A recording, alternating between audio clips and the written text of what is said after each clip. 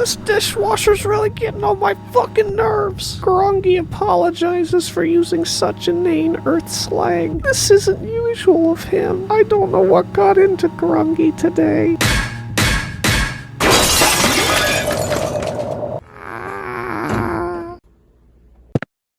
Oh, this is new. Greetings to you, I am Grunggy. Okay, no, I'm hallucinating. What the hell is happening here? I was sucked through my dishwasher and somehow climbed through yours, and now I need help finding a way home. Sounds pretty obvious to me that you should just crawl your ass back in there. Do you have any ham? Nope, don't have any ham. That's a really odd question. But you must know a way for Grunggy to get home. Here, let me assist you with that. And